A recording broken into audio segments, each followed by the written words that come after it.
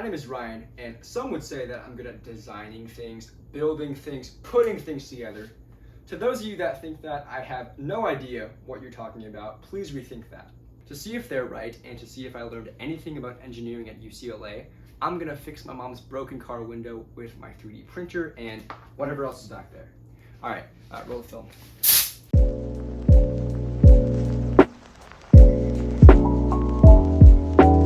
So I'm driving my mom's car right now. I'm gonna turn the car on to show you that the front window can go down and up. The two back windows just broke. This one can't lift up. So logically, the next step was to take apart the window and see what the problem was. Let's just pretend like that didn't take me a whole 4 hours to do, for my sake. Please.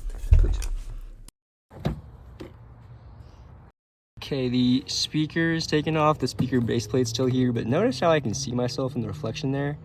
That means the window's down here, while the power lever was still up here.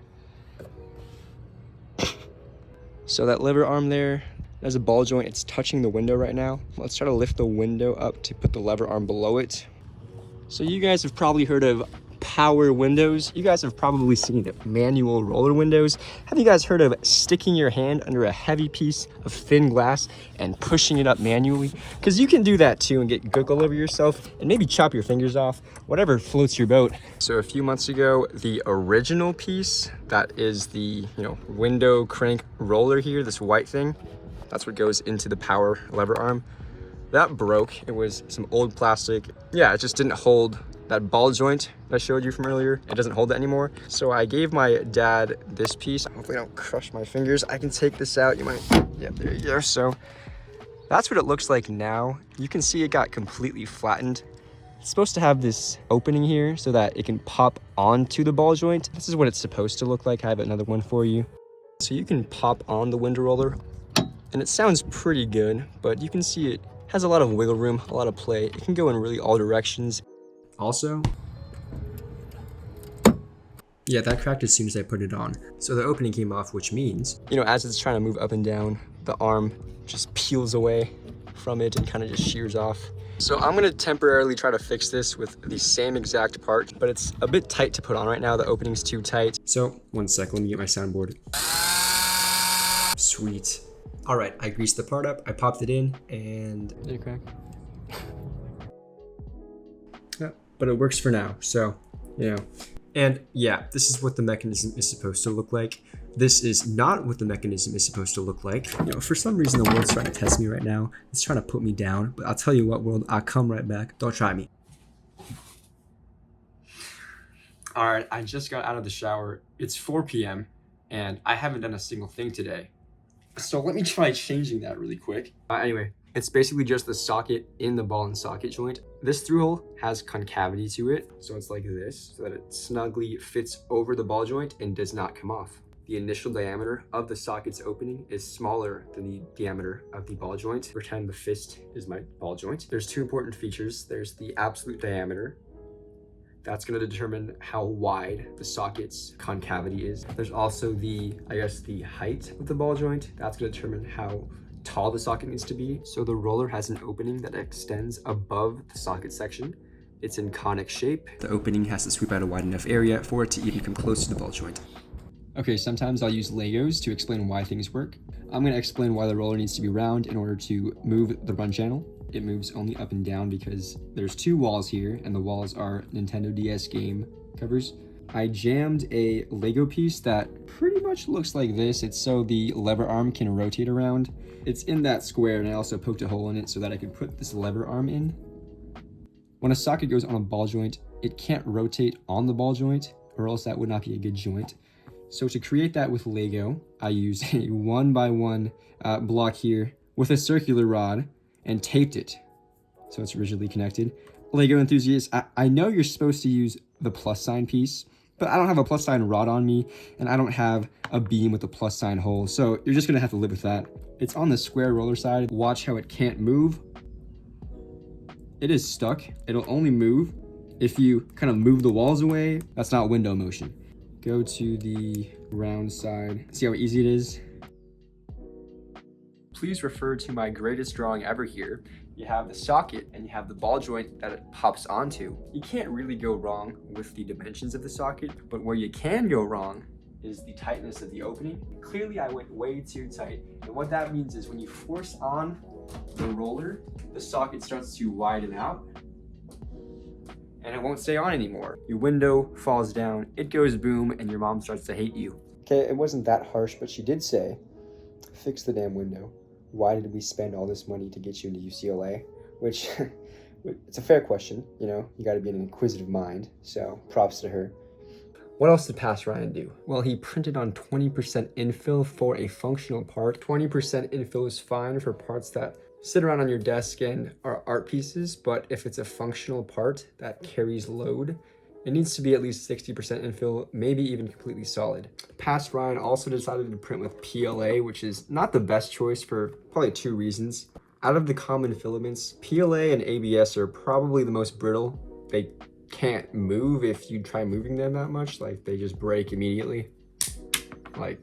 Also, PLA has a glass transition temperature of about 140 degrees Fahrenheit, and at this temperature, polymers start to soften. They're still in the solid phase, so it's not the melting point. But I mean, I didn't even give my roller a fighting chance. Luckily for you, Pass Ryan, we have other materials that are more flexible and much less brittle, so our roller doesn't pop, crack, and melt immediately. But I did just put in that temporary roller. It's the same exact thing. I don't have any faith in it. I don't have any faith in it lasting longer than a week. There's no chance it lasts a month. Guess what? Guess what broke again? This broke again.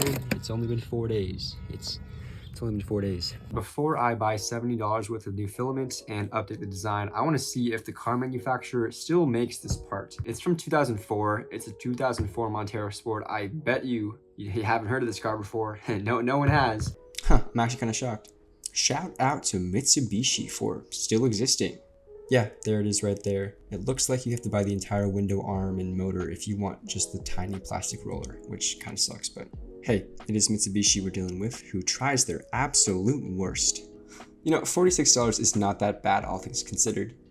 Who am I kidding? Let's just shit on them for selling below market price. Look at them, losing $10 a piece. Truly masterful moves here.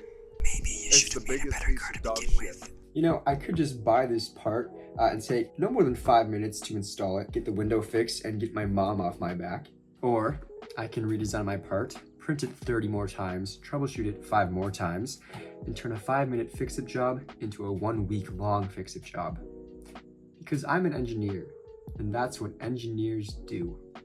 Hi, SpaceX. By the way, that was a joke. I did not mean that. Do you want to talk about our last interview? Because I really think you should reconsider my... Sorry for my lapse in cognition there, but you want to know what engineers actually do. They commit to a decision and then spend weeks and weeks justifying that decision with supervisors that don't even know your name. Let me show you what I mean. Hi, my name is Ryan Rossmango. Nice to meet you. Nice to meet you. And today I'm going to show you why we should get the replacement part from me and not Mitsubishi. Exhibit A. Would you rather trust a dickhead whose only talent is operating a 3D printer he permanently borrowed from UCLA? Or would you trust Mitsubishi, who makes cars with their license plates uncentered? It's all clear now, guys. It's all clear now. Yeah, I don't know a single car off this list, and you know they're really knocking it out of the park with 2.5 stars out of 10. So that's why you're gonna pick me over them. I'm gonna fix my mom's window, and I'm gonna fix our relationship. Okay, so here is the old part, and this is the new one. So we don't need that anymore. This part is much more round. I upped the fillets everywhere. It's just stronger in that way. I increased the diameter of the opening by a whole millimeter. I used completely solid infill, and I rose the number of perimeters. A 3D printer first makes the outer lines, that's the perimeters, and then it sketches in the infill pattern.